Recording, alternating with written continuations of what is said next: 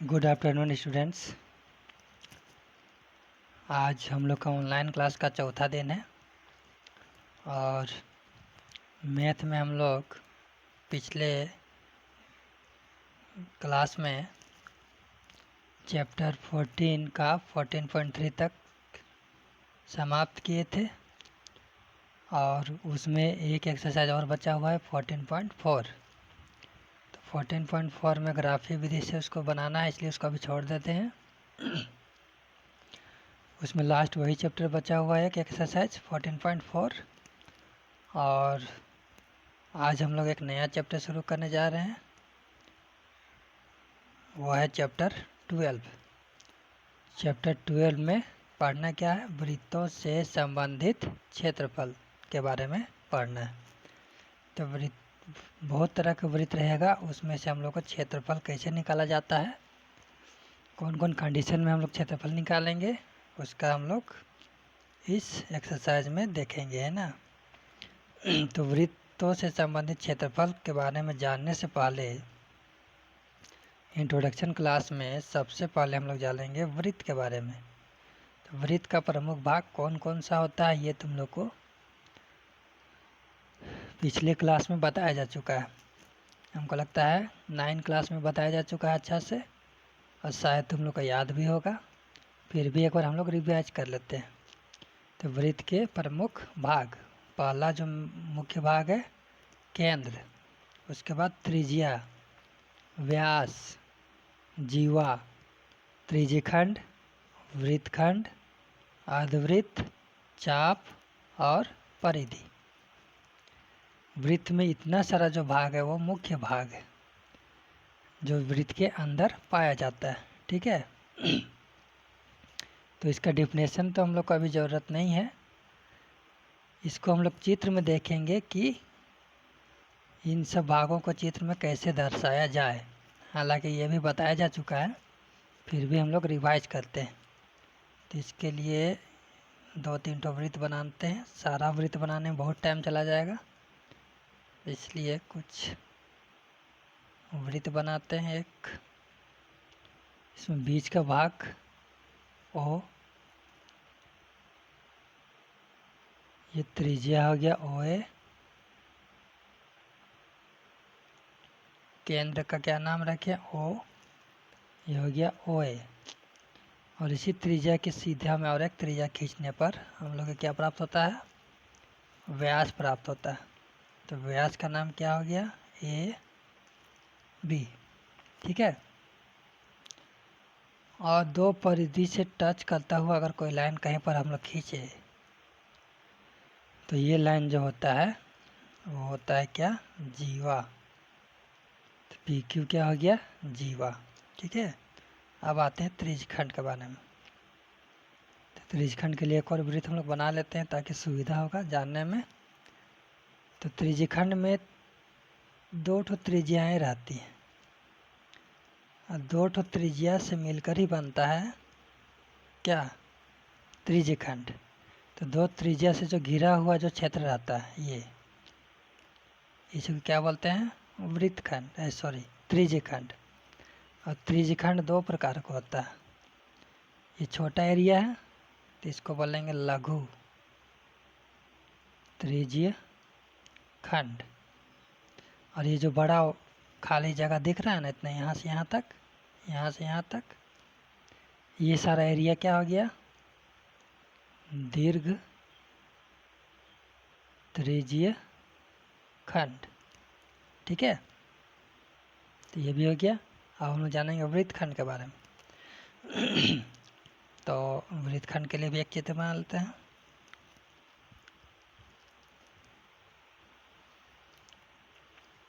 वृत्तखंड कैसे बनता है? तो वृत्तखंड बनता है जीवा से। हम लोग एक जीवा खींच लिए।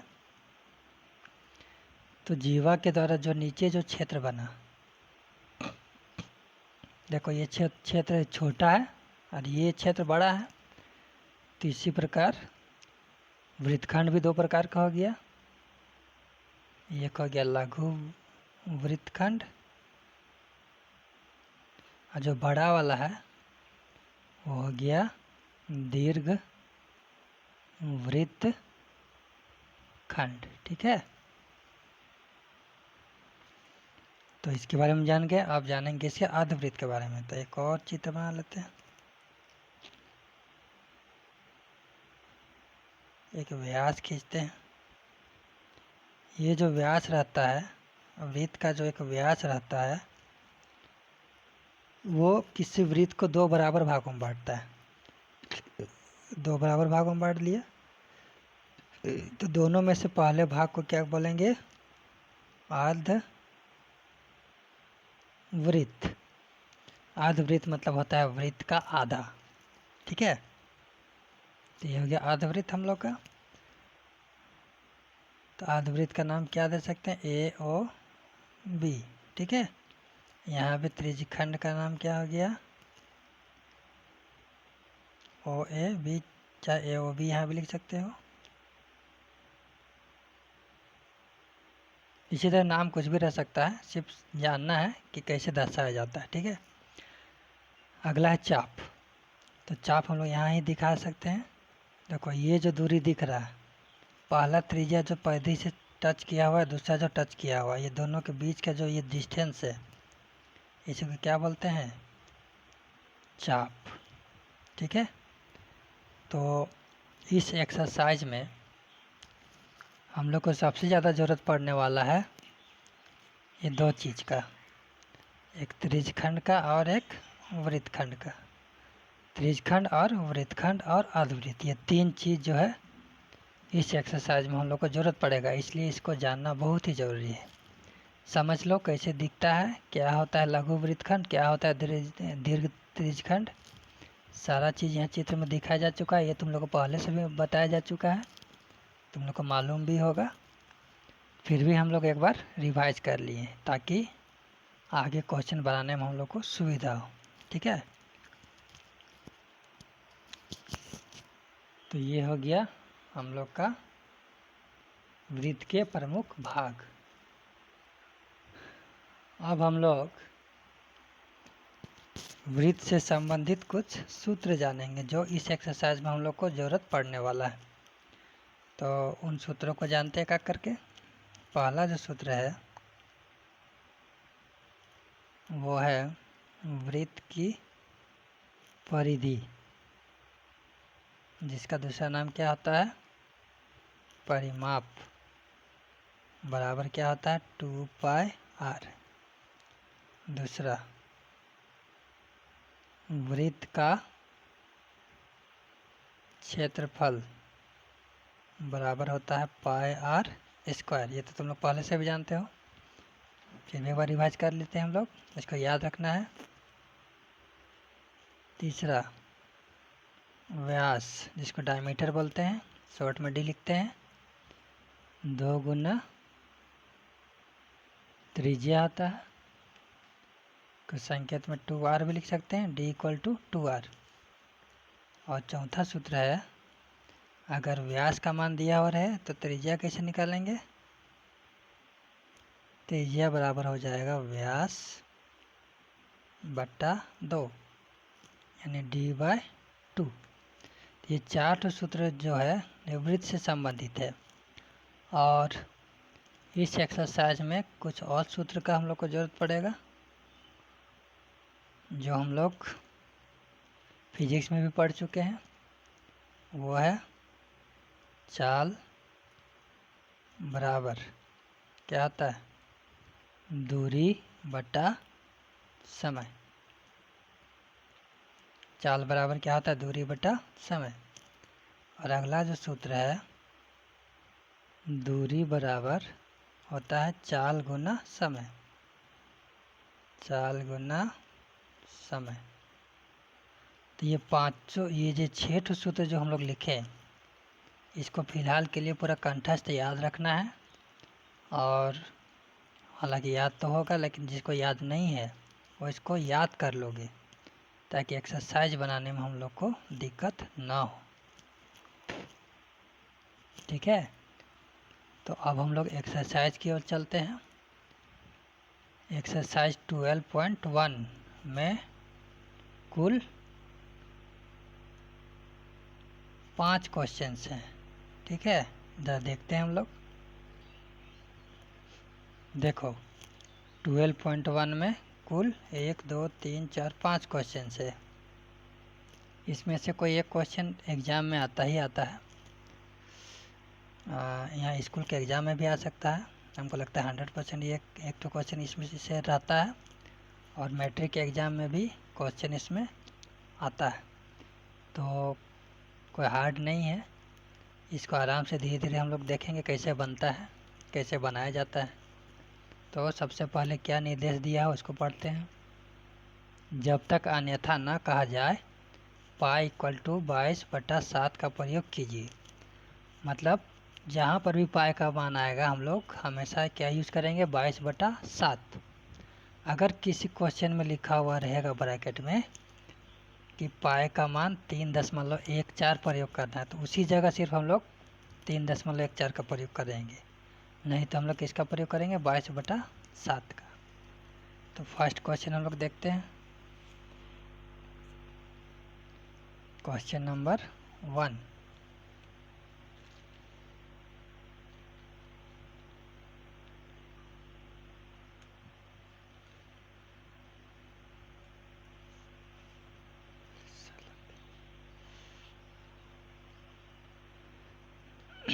क्वेश्चन नंबर 1, एक्सरसाइज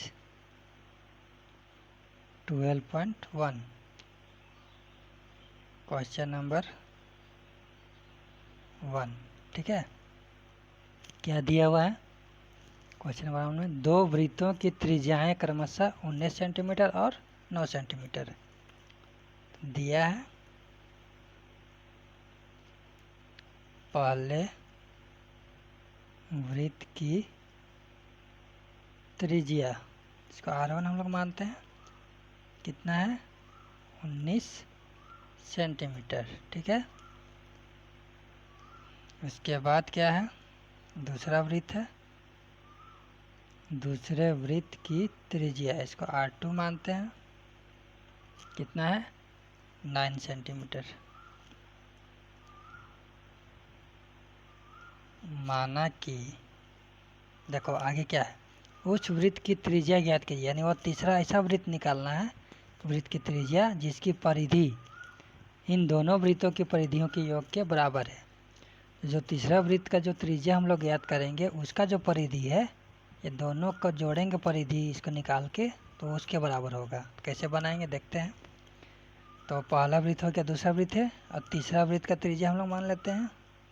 माना कि तीसरे वृत्त की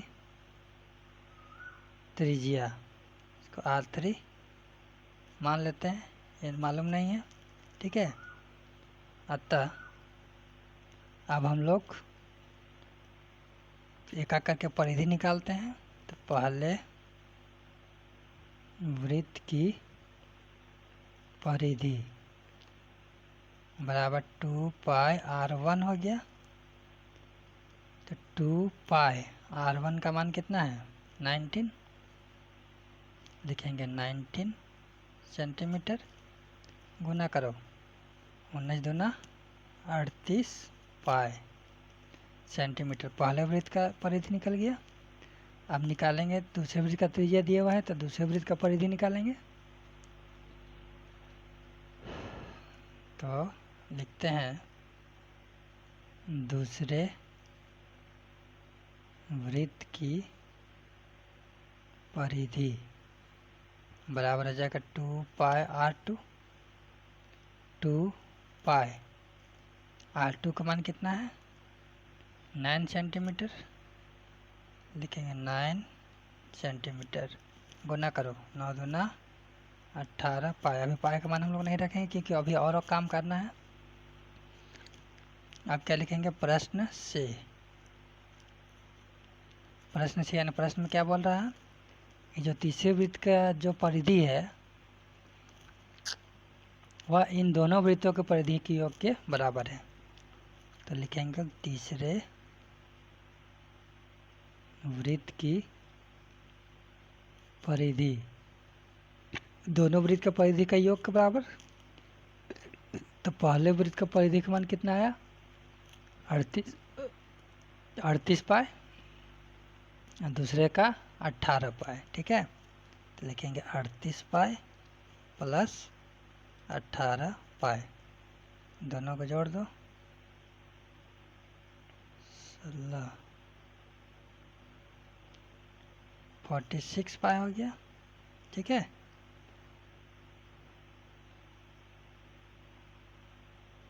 सॉरी 56। ठीक है, और तीसरे वृत्त का परिधि क्या हो गया 2 पाई r3। अब ये 2 पाई जो है इसको उधर लेते जाएंगे तो गुना में है तो उधर जाएगा तो क्या होगा भाग में चल जाएगा, तो हम लोग किसका मान निकल जाएगा r3 का। तो इसलिए r3 equal to 56 pi by 2 pi हो जाएगा। पाई पाई कट गया, कितना आ गया 2 दूना 4, 2 8 16, यानी 28 सेंटीमीटर आंसर। ठीक है, अब क्वेश्चन नंबर 2 क्या कहता है।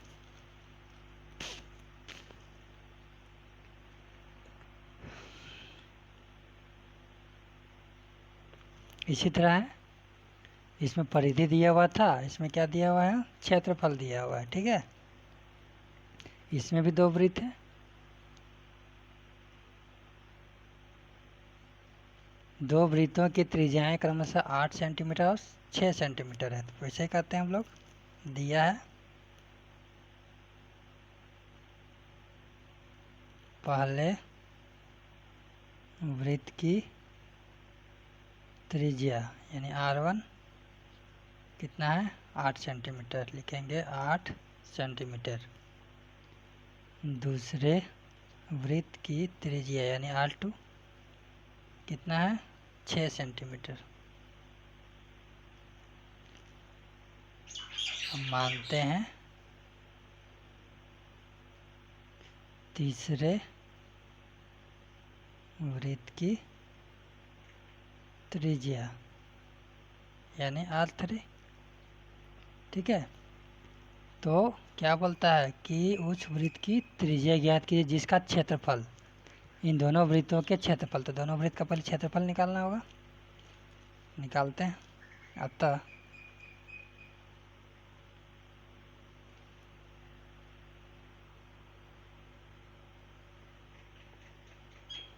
पहले वृत्त का क्षेत्रफल बराबर क्या हो जाएगा पाई r1 स्क्वायर। पाई का मान अभी नहीं रखते हैं, r1 का मान कितना है 8, तो 8 का स्क्वायर हो जाएगा 8 8 64 और ये पाई हो जाएगा। अब क्या निकालेंगे दूसरे वृत्त का क्षेत्रफल पाई r2 स्क्वायर हो जाएगा। तो पाई r2 का मान कितना है 6 का स्क्वायर कितना हो गया 6 छक 36 पाई।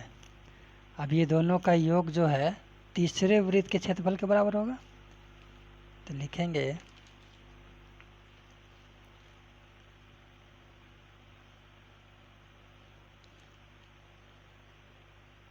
प्रश्न से तीसरे वृत्त का क्षेत्रफल बराबर दोनों वृत्तों के क्षेत्रफल का योग के बराबर है। तो कितना कितना आया हम लोग का, किसको किसको जोड़ेंगे 64 पाई प्लस 36 पाई। 64 पाई प्लस 36 पाई। तीसरे वृत्त का क्षेत्रफल क्या हो जाएगा पाई r3 का स्क्वायर, ये दोनों जोड़ो तो आएगा 100 पाई। ठीक है, अब क्या करेंगे पाई को इधर लेते आएंगे और r3 square equal to 100 pi by pi, pi pi cancel, तो r3 स्क्वायर इक्वल टू कितना आया 100। तो इसलिए r3 बराबर स्क्वायर है, स्क्वायर उधर जाएगा तो रूट हो जाएगा, तो रूट 100। तो 100 का रूट कितना होता है 10। तो R3 का तीसरे वृत्त की त्रिज्या बराबर क्या माने थे, R3 बराबर कितना आया 10 सेंटीमीटर आंसर। तो आज हम लोग का क्लास इतना ही तक चलेगा। अगले दिन अगले क्लास में हम लोग क्वेश्चन नंबर 3, 4 और 5 को सॉल्व करेंगे। तब तक इसको बना लेना है नोट्स कॉपी में, और 3, 4, 5 को हम लोग अगला क्लास में बनाएंगे।